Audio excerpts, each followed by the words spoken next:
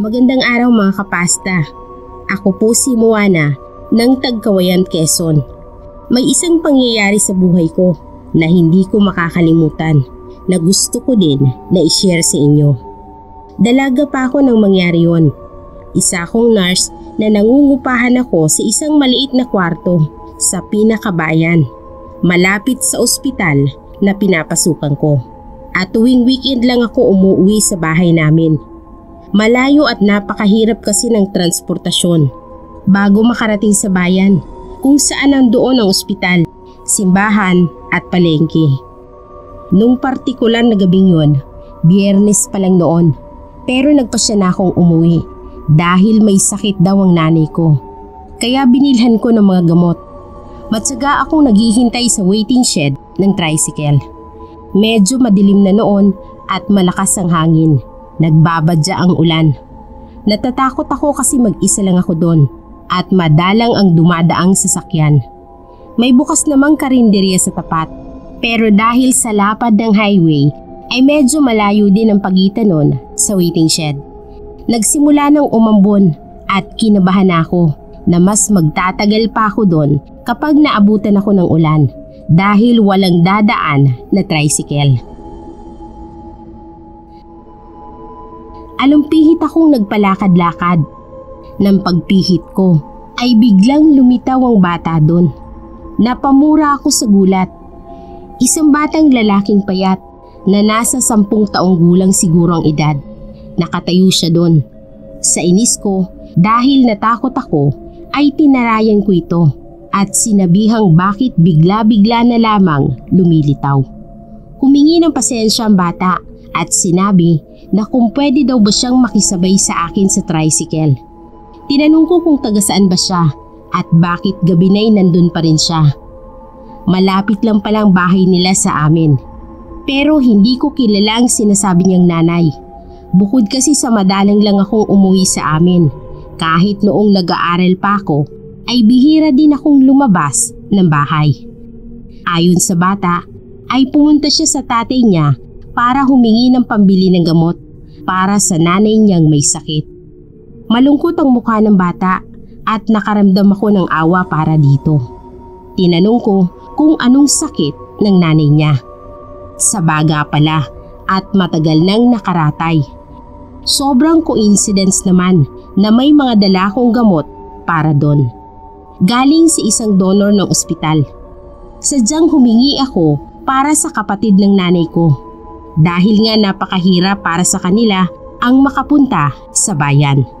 Marami-rami naman yon at sa awa ko sa bata ay sinabi kong nurse ako at tutulungan ko siya. Baka sa malungkot na mukha ng bata ang bigla niyang pagsaya nang marinig ang sinabi ko. Sa wakas ay may dumating ding tricycle. Napansin ko na nagtaka ang mukha ng driver nang paunahin kong sumakay ang bata sa loob. Pero hindi ko na pinansin yon. Habang binabagtas namin ang daan ay kinakausap ko pa ang bata. Napansin ko na mayat maya ang tingin ng driver sa akin at paminsan-minsan ay sumisilip sa loob. Medyo kinabahan ako at napahawak sa bote ng pepper spray na nasa loob ng bag ko. Sa isip ko, wala naman sanang masamang balak ito. Patuloy kong kinausap ang bata at nagulat na lang ako nang biglang ipasok ng driver ang ulo niya at tanungin ako kung kinakausap ko raw ba siya. Nang sabihin kong hindi, ay bigla nitong pinatakbo ng matuli ng tricycle. Nang sabihin ng bata na nandun na ang bahay nila, ay pumara ako at halos masubsob pa ako nang biglang pagpreno ng driver. Nang makababa at makapagbayad ako, ay sinita ko ito at nagtaka ako nang sabihin niyang bakit daw kasi kanina pa ako panay ng salita na mag-isa. Natakot daw tuloy siya, sabay sibat na. Napatingin naman ako sa bata na nakatingin din sa akin. Inaya niya ako sa bahay nila. Medyo masukal ang paligid at halatang hindi na naaalagaan at malayo rin sa mga kapitbahay. Nang makapasok kami ay nadatnan ko ang isang payat na matandang babae na dinadalihit ng ubo. Nagpakilala ako at sinabi ko kung bakit ako nandoon. Hirap na hirap ang matanda at parang hindi niya halos maintindihan ang sinasabi ko. Pero nakita kong natigilan siya at napatingala nang marinig niya yung sinabi ko na humingi ng tulong sa akin yung anak niya. May gusto siyang sabihin pero dinalahit na siya ng matinding ubo. Noon ako napalingon para tawagin ng bata pero wala na ito doon. Napalabas pa ako ng bahay para hanapin ito pero bigla na lang talagang nawala. Inasikaso ko na lang ang matanda at nang mahimasmasan sa pagitan ng matinding ubo at hirap magsalita ay tinanong niya sa akin kung sinong bata yung sinasabi ko. Nanlaki mga mata ng matanda nang ulitin ko yun. Natulala pa ito ng ilang sandali. Maya-maya ay tumulo na ang luha na siya namang ipinagtaka ko. Pero nang muli siyang magsalita ay ako naman ang halos matulig sa pagkagimbal nang sabihin niyang eksaktong taon ng araw na yon mula nang mamatay ang anak niyang yon. Nasa gasaan daw ito nung gabing pumunta sa ama para humingi ng pambili ng gamot niya. Halos lumaki ang ulo ko at giniginawa ko sa sobrang kilabot dahil sa sinabi ng matanda. Hindi ko alam kung papaano ko paniniwalaan pero patunay ang litrato ng bata na nasa ibabaw ng munting altar nila na may sindi ng kandila. Iniwanan ko ng pagkain at gamot ang matanda at nangakong babalikan para tulungang magpagamot. Habang pauwi ako sa bahay namin sa di kalayuan sa kanila ay nanginginig pa rin ang katawan ko dahil sa matinding takot. Hindi ako makapaniwala na nakakita at nakakausap ako ng isang multo. Naalala ko yung tricycle driver. Kaya pala ganoon na lamang ang reaksyon niya sa akin kanina.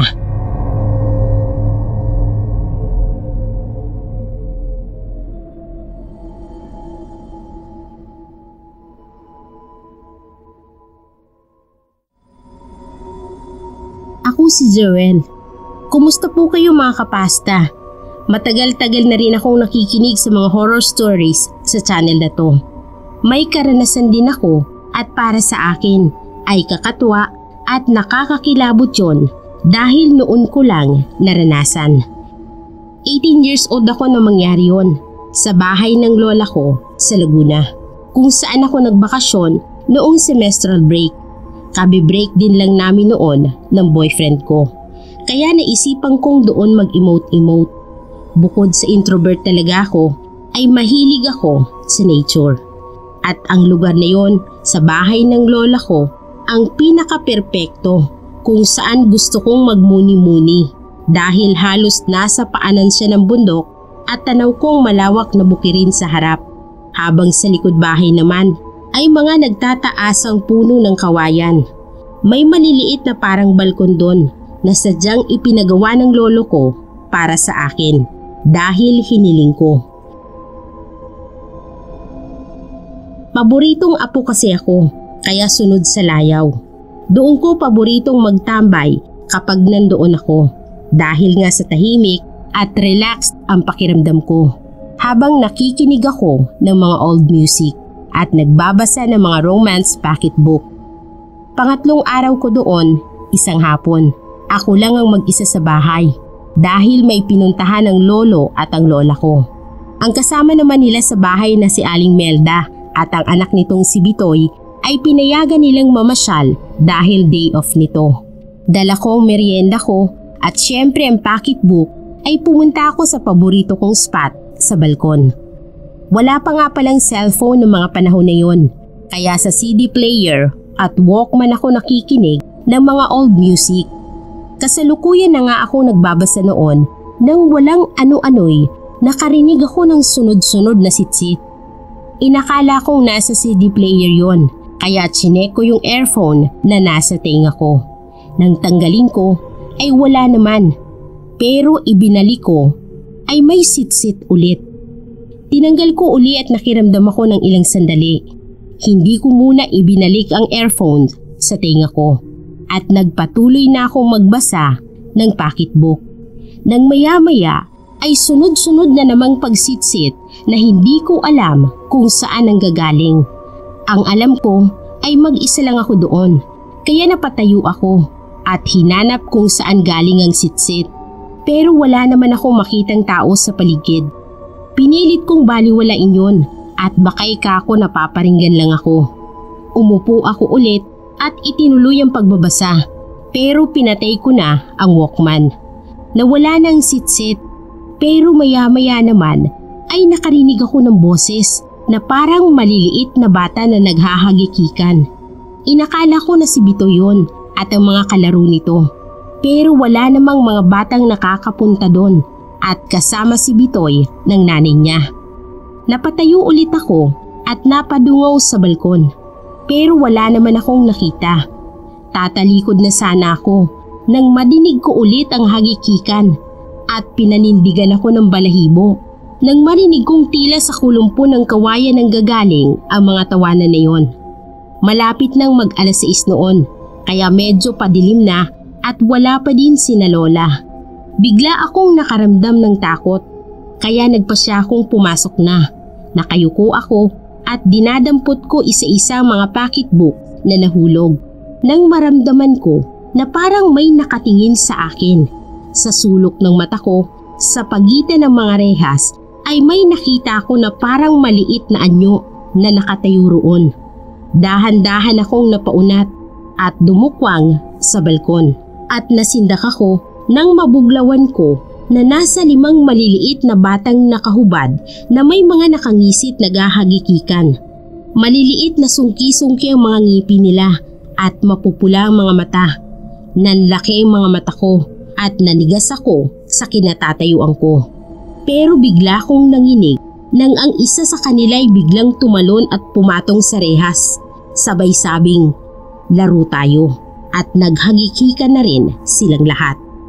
Ramdam ko ang pagtayuan ng mga balahibo ko, pero tanging panginginig ng katawan at panlalaki ng mata habang nakangangako dahil sa matinding takot ang nagawa ko.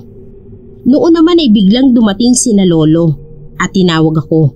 Nang marinig ng mga mumunting nilalang ang pagtawag ni Lolo, ay humagikik agad sila at nagpulasan ng mga ito papunta sa puno ng kawayan hanggang sa maglaho. Sa ganung itsura ako inabutan ni Lola. Nang tanungin nila ako kung anong nangyari sa akin, ay hindi ako magkanda tuto at pautal-utal na sinabi ko ang nakita ko habang tumuturo sa mga kawayan. Nagkatinginan sina Lolo at Lola. Inakay na ako papasok sa loob. Hindi rin nila alam kung paano ipapaliwanag ang hindi naman nila nakita at naranasan. Pero si Aling Melda, nang dumating, nalaman niyang nangyari. Nagkwento siya na maging ang anak daw niyang si Bitoy ay nakita din ang mga munting nilalang na yon at inaya din siyang maglaro. Kung kaya't binawala na din itong pumunta sa likod bahay. Ipinagiba ni Lolo ang munting tambayan na yon. Pinabindisyonan ng mga puno ng kawayan. Mula noon, kung pumupunta ako doon kina Lolo, ay sa sala na lang o di kaya'y sa kwarto ako tumatambay at hindi ako nagpapaiwan ng mag-isa.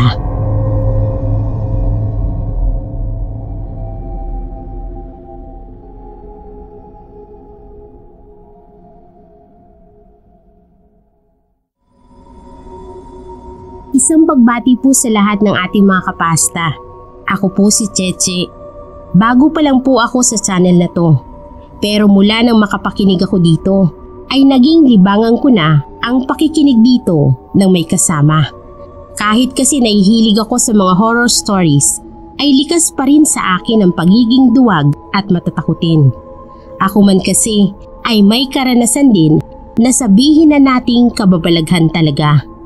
Naniniwala ba kayo sa mga batang maliliit ay hindi nagsisinungaling? At sa kanila, madalas magpakita ang mga elemento sa paligid na hindi natin nakikita. Ganyan po ang naging karanasan naming mag-ina na ibabahagi ko po sa inyo. Nakatira kami sa asawa ko sa bahay na pag-aari ng lolo ko. Dati, sina mama at mga kapatid niyang nakatira doon. Pero nabawasan sila nang mamatay ang 2 kapatid niyang matandang binata at mag-stay-in naman sa trabaho ang isa pa niyang kapatid na dalaga. Si mama at si papa na lang ang naiwan doon. Kaya naman nakiusap kaming mag-asawa na pansamantala munang makikituloy doon habang nasa abroad ang asawa kong si Saldo. Mga ilang buwan na din nang mapansin ko ang anak kong si Sia. 3 years old lang noon. Madalas na parang may kausap at kalaro siya kung umasta. Nagsasalita at tumatawa ng mag-isa. Minsan naman ay may inaabutan pa ito ng pagkain at inaalok habang kumakain kami sa mesa. Nung unay iniisip kong ginagaya niya lang ang mga napapanood niya sa TV. Sabi din ni Mama ay normal daw sa mga bata ang ganon na nagsasalita ng mag-isa. Lalo na daw sa edad ng anak ko. Pero ewan ko ba, parang may kakaiba talaga akong nararamdaman. Gaya na lang ng hapon na yon. Kaming dalawa lang doon dahil nagpunta si Mama sa ate ko. Natutulog ako sa sofa, si Sia naman ay natutulog din sa lapag. Maya-maya'y naalimpungatan ako nang madinig kong mahinang hagikik ni Sia. Bahagya kong iniangat ang ulo ko para silipin siya. Pero wala siya doon, kaya naman napabalikwas ako ng bangon at hinanap ko siya. Sinundan ko ang boses niya at narinig kong nasa kwarto ng Tito Obet ko. Doon ang gagaling, kaya dali-dali akong lumapit doon. Pero napatigil ako dahil wala na kasi si Tito Obet. Sobra akong duwag sa multo kahit wala naman akong nakikita pa. Ang isipin lang na kwarto yun ng isang namatay na ay baka nandoon pa ang kaluluwa niya na nagbibigay sa akin ng matinding kilabot. Ang alam ko, nakalak ang kwartong yun, maging ang sa Tito Nestor ko. Matagal nang walang gumagamit dahil pare-pareho kaming duwag nila Mama. Pero nandoon ang anak ko at hindi ko alam kung paano siya nakapasok. Kaya'y natatakot man, nilabanan ko ito. Dahan-dahan akong sumilip ng bahagya sa nakabukas na pinto. Nakita ko si Sia na nasa bahaging likod ng pinto at may kausap na hindi ko naman nakikita. Sinitsitan ko siya at nang mapalingon ay sinenyasan kong lumapit sa akin. Pero tumingin siya, sabay kaway lang at nakangiti sa akin ang anak ko. Tuloy lang sa pakikipag-usap sa kung kanino. Gumapang ang kilabot sa katawan ko mga kapasta, kaya hindi ko talaga magawang pumasok. Maya-maya'y nakita kong may hawak na papel si Sia. Nang tingnan niya ay nanlaki mga mata at napanganga siya na tila tuwang-tuwa. Nagtayuan ang mga balahibo ko at para akong maiihi sa nerbiyos. Kaya sa padalas na pagtawag ko kay Sia, habang pinanlalakihan ko siya ng mata. Para sana takutin at lumapit sa akin.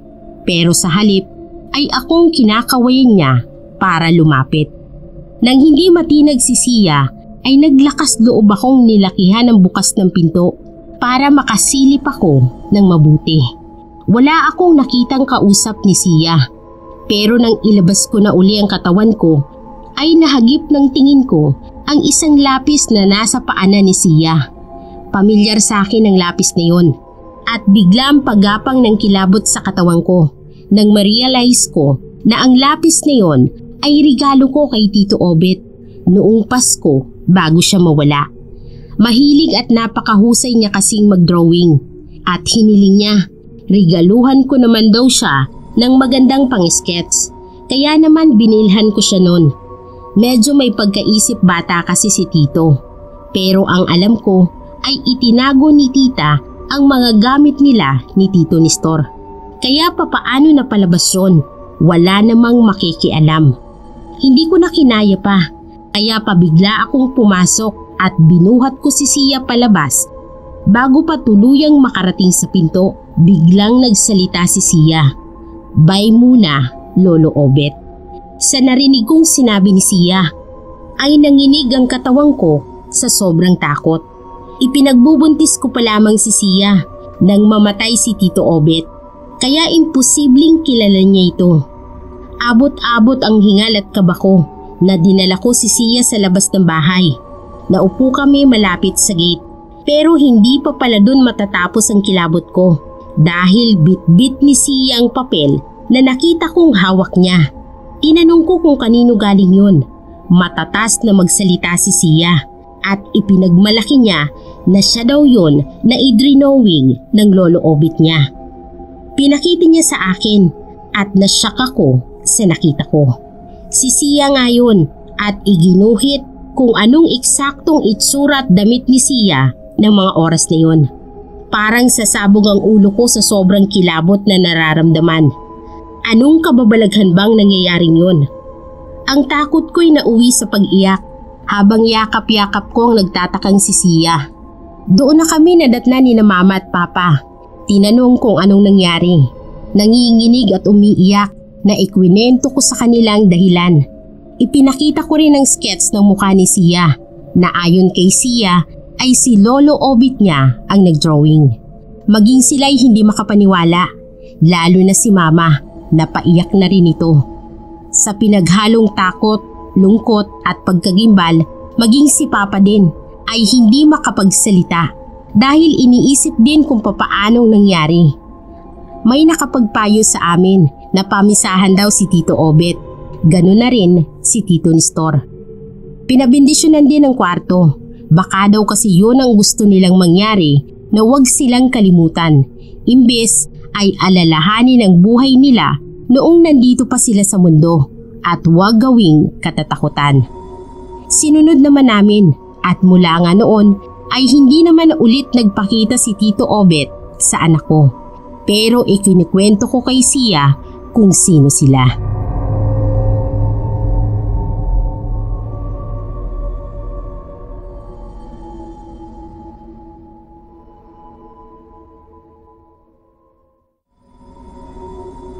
Magandang araw po sa lahat. Isa din po ako sa masugid na taga-subaybay ng channel na to. May isang kwento din ako na gustong ibahagi sa inyo mga kapasta. Ako nga pala si Mabik na taga Maynila. May 2 anak at hiwalay sa asawa. Nagtatrabaho ako sa LRT station bilang isang janitress. Nakatira ako malapit sa isang kumbento at bahay ampunan. Sa araw-araw na pagdaan ko doon, papasok at pauwi galing sa trabaho, ay laging maraming tao doon. Nakapila sila para humingi ng tulong. Minsan, kahit gabi na'y may mga tao pa din doon, naghihintay ng kinabukasan para mauna sa pila. Madalas, tuwing uuwi ako galing sa trabaho, ay doon sa tabi ng gate noon, doon ako bumibili ng pritong manok na pang-ulam naming mag-iina. Isang gabi, pagka-uwi ko'y nagmamadali akong bumaba ng jeep. Ginabi kasi ako noon dahil nagpatila muna ako ng malakas na ulan. Hinahabol ko yung nagtitinda ng manok dahil alam kong ganoong oras ay maaaring paubos na ang tinda niya. Mabuti na lang at may naabutan pa ako. Habang pinagbibilhan ako ng tindero ay napatingin ako sa gawin ng ampunan. Sa dulong bahagi ng pader, makalagpas ng gate, ay may isang puno doon na napapalibutan ng bilog na bato na nagsisilbing upuan. Nakita kong nakaupo doon ng isang batang babae na sa tingin ko ay nasa 8 taong gulang ang edad. May ilang gabi ko nang napapansin na nakaupo ito palagi doon. Dahil suki na ako ng tindero ng manok at nagkakahuntalan na, ay tinanong ko siya kung napapansin din ba niya yung batang babaeng nakaupo palagi doon. Sinundan ng tingin ng tinderong tinuturo ko at tinanong kung nasaan ang bata. Muli kong itinuro at i-describe pa ang bata pero wala daw siyang nakikita. Inakala kong nagbibiro lamang ang tindero at niloloko lang ako na hindi niya nakikita ang bata. Palabiro kasi talaga yon pero hindi ko na pinatulan at nagmamadali na din ako. Nilingon ko pa uli yung bata at nakita kong nakatingin siya sa akin. Nang sumunod na gabi, umuwi ako. Nandun ulit sa ilalim ng puno ang batang babae.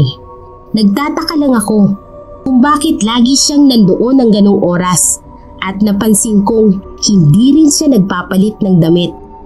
Hindi ko alam kung bakit parang interesado ako at kung anong nagtulak sa akin para lapitan ng bata at usisain. Nang oras na yon ay walang nakapilang tao sa ampunan.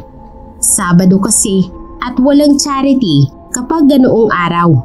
Kaya siguro ay hindi naman dahil doon, kaya laging nandoon ang batang yon na parang laging may hinihintay dahil palingalinga at baka sa muka ang pagkainip. Naupo ako sa tabi niya at tahimik na nakamasid sa kalsada, pero napatingin siya sa akin nang tumabi ako. Tinanong ko kung taga roon ba siya. Umiling lang ito. Pansin ko'y maputla ang bata at matamlay. Baka ako nagugutom na ito, kaya binigyan ko ng tinapay. Pasalubong ko sana yon sa mga anak ko. Marami naman yon, kaya hinatian ko na lang yung bata. Kinuha naman ito ng bata at nagpasalamat. Pero hawak niya lang at hindi kinakain. Ibibigay na lang daw niya sa nanay niya kasi baka nagugutom na daw yun. Tinanong ko kung bakit lagi siyang nandun. Hinihintay niya raw ang nanay niya. Sabi daw ay babalikan siya doon. At doon daw ang hintayan nila. Pero ang tagal na raw. Hindi pa rin daw bumabalik. Nakita ko ang lungkot sa mukha ng bata. At bilang isang ina ay parang hinaplos ang puso ko. At nakaramdam ng awa para dito. Lalo akong nagka-interes sa kwento niya. Sabi niya, dinala daw siya ron ng nanay niya sa ampunan para pansamantalang ipaampon dahil hindi na daw siya kayang alagaan ng nanay niya dahil may sakit na daw ito. Pero ayaw niya daw at nakiusap daw siya na huwag siyang ipapaampon. Pumayag naman daw ang nanay niya pero hintayin daw siya doon at may pupuntahan lang sandali. Pero matagal na daw siyang naghihintay ay hindi pa rin bumabalik ang nanay niya. Habang nagkukwento ang bata ay naiiyak siya kaya hindi ko rin mapigilang mapaluha dahil sa awa sa kanya. May mga mangilang-ilang taong dumadaan doon at napapansin ko na parang nagtataka sila habang nakatingin sa akin. Pero hindi ko na pinansin yun. Tinanong ko uli yung bata kung taga saan ba sila at kung wala ba siyang natatandaang kamag-anak. Umiling lang ito. Sinabi ko na ilang gabi ko na siyang nakikita doon. Hanggang kailan ka ako siya maghihintay? Sa sinagot niya ay napatigal-gal ako. Sabi niya nakatagal na daw siya ng 3 taon doon. Maghihintay daw siya hanggang sa bumalik ang nanay niya. Nakaramdam ako ng pagtayo ng balahibo sa sinabi niya. Ano ka kung ibig niyang sabihin na 3 taon na siya doon? Sabi niya wala silang tirahan at wala ring kamag-anak. Kung 3 taon na siya doon, paano siya nakakatagal at saan siya kumakain? Kung anong dami ng tanong ko, ay siya namang pagkawala ng boses ko sa sumunod niyang sinabi. Matagal na raw siyang nakaupo doon at naghihintay sa nanay niya.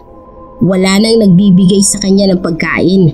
Kahit mamalimos daw siya, ayaw niya raw umalis doon at maghanap ng pagkain dahil baka bigla daw dumating ang nanay niya. Isang araw daw kasi, sumakit na matindi ang tiyan niya. Tapos nahilo raw siya, tapos ay nawalan siya ng malay. Pagising niya raw ay wala nang pumapansin sa kanya. Parang hindi na daw siya nakikita. Buti nga daw ako ay nakikita at kinakausap ko siya. Ilang sandaling hindi ako nakahuma sa sinabi niya. Nanlaki ang ulo ko habang pilit kong iniintindi kung anong ibig niyang sabihin na mabuti pa ako ay nakikita ko siya at nakakausap. Nanlamig ako at may kabang umahon sa dibdib ko. Dahan-dahan akong lumingon sa bata na nasa tabi ko. Bigla akong nahagit ng paghinga, sabay nanigas ang buong pangako. Nanlaki rin ang mga mata ko nang makita kong nagbagong itsura nito.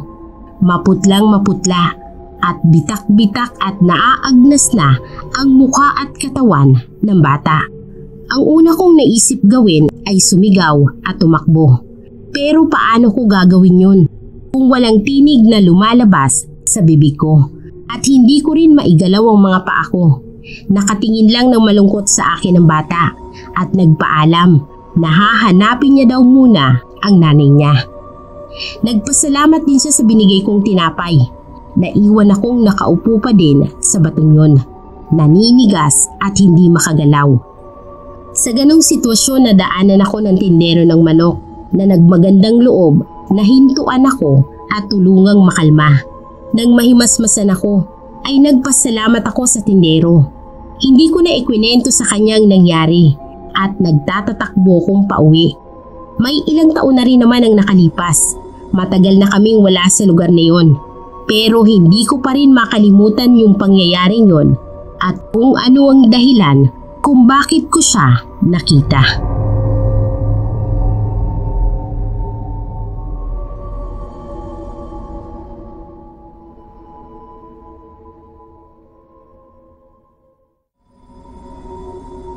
Magandang araw po sa lahat ng tagapakinig, lalo na po sa ating narrator. Itong kwentong ibabahagi ko sa inyo ay personal na karanasan namin ng pinsang ko. Itago nyo na lamang kami sa pangalang Panjing at Sarah. Mula pagkabata ay sobrang close talaga kami ni Sarah. Lagi kaming magkasama kahit saan. Higit pa sa magkapatid ang turingan namin. Maging nang magtrabaho kami sa Maynila ay magkasama kami sa iisang apartment. Pero nagbago si Sarah nang magka-boyfriend ito. Doon na focus ang buong atensyon niya. Inintindi ko naman yon at walang naging problema sa akin. Sa loob ng maiksing panahon ng pakikipagrelasyon ni Sarah sa lalaking yon ay maraming nangyari na wala akong alam. Nakita ko na lang isang araw si Sarah na lugmok. Parang gumuho ang mundo niya nang iwanan siya ng lalaking yon. Nagkaroon ng matinding depresyon si Sarah. Nawala ng direksyon ng buhay niya. Kung ano-anong ginagawa niya. Nandyan yung nagsasalita, tumatawa ng mag-isa, tapos iiyak. Nandyan yung gumagawa siya ng eksena sa pampublikong lugar. Nandyan yung nagtatangka siyang magpakamatay. Hindi ko alam kung bakit naging ganun kalaki ang epekto sa kanya ng pag-iwan ng lalaking yun. Parang meron siyang malaking bigat na dinadala. Naging struggle para sa akin na makasama siya. Pareho na kasing namayapa ang mga magulang niya at ang nag-iisang kapatid na lalaki naman ay nasa abroad. Kaya naobliga talaga ako na ako ang iintindi sa kanya. Pero isang araw, nagulat na lang ako nang pag-uwi ko ay nakita ko si Sarah na malinis at maayos ang itsura. Malinis din ang bahay at nagluto pa ng makakain namin. Ganun na lang ang pasasalamat ko dahil finally ay natauhan na rin si Sarah. Pero laking gulat ko nang lumabas siya ng kwarto na may karga siya na sa unang tingin aakalain mo talagang isang sanggol. Pero manika pala. Bumalik na daw ang baby nila ni Rico na ipinakilala niya sa akin na si Baby Jasmine daw. Nangihinayang na napaupo ako. Ang akala ko'y okay na siya. Pero mas lumala pa pala. Sa unang tingin ko ay okay si Sarah. Maayos siyang kausap, kumikilos ng normal, pero pagdating sa sanggol na manika ay walang hindi magsasabi na may diferensya nga si Sarah. Dahil sino ba naman ang nasa matinong pag-iisip na mag-aalaga ng manika at magtuturing dito na animoy totoong bata, pinapaliguan, binibihisan, at higit sa lahat, pinapadede sa sarili niyang dibdib. Ako na yata ang nadidepress sa kalagayan ni Sarah. Maraming beses na tinangka ko siyang dalhin sa isang psychiatrist, pero lagi kaming nauuwi sa habulan. Natatakot naman ako na tumakas siya at magpalaboy-laboy sa daan. Nagpatuloy si Sarah sa pag-i-imagine na anak niya ang manika. Kinahayaan ko na lang dahil normal naman siya sa ibang bagay. Kahit na nga talagang kinikilabutan ako sa tuwing pinapadede niya yung manika. Ewan ko ba, pero sa tuwing tinitingnan ko yung manika ay pakiramdam ko'y totoong sanggol nga ito. Gaya nung minsang umuwi ako galing sa trabaho. Nakabukas ang kwarto ni Sarah noon at naliligo siya. Nasa kama yung manika. Nilapitan ko ang manika at naiiling-iling na pinagmasdan. Magaling ang pagkakahulma sa bawat detalye. Para talagang totoong baby. Bagong-bago pang manika at walang sira. Sabi ni Sarah ay ibinalik yun sa kanya ng doktor na kumuha sa baby niya. Hindi ko naman maintindihan kung anong sinasabi niya.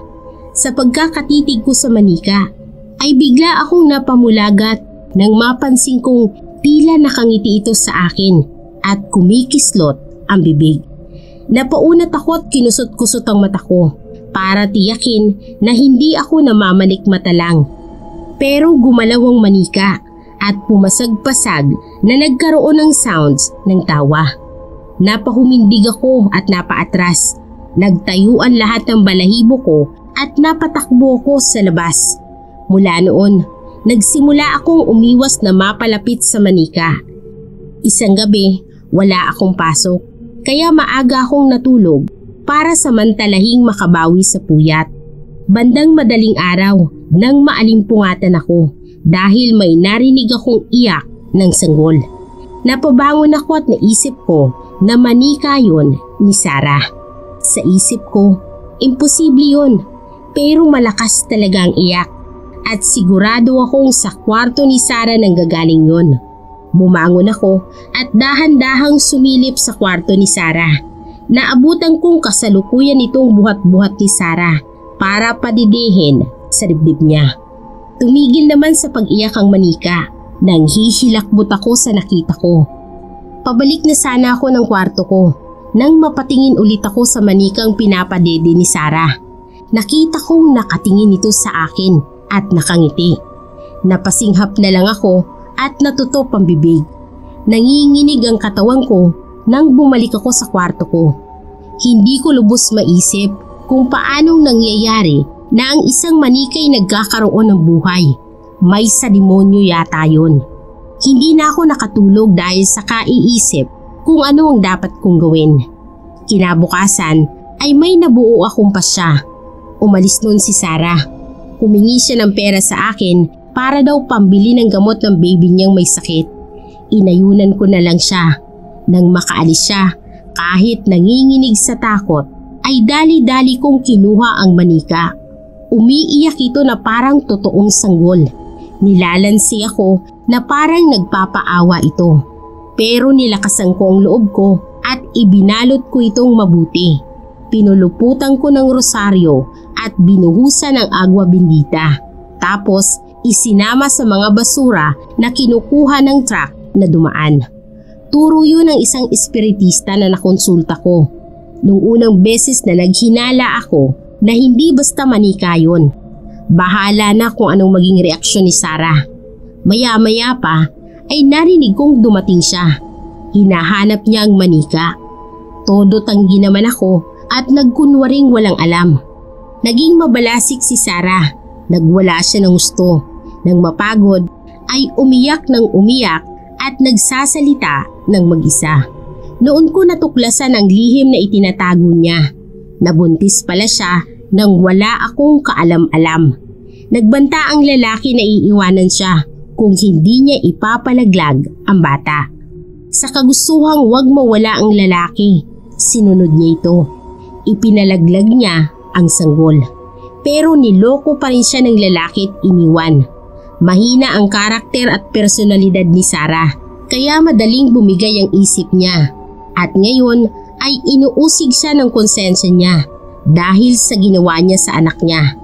At siguro ang kahinaan niyang yon ang ginagamit ng masasamang elemento para gamitin ng sanggol at paglaruan siya. Sa ngayon ay nasa isang mental facility na si Sarah, pero malaki na ang naging improvement niya. At ilang panahon na lang ay magkakasama na uli kami ni Sarah.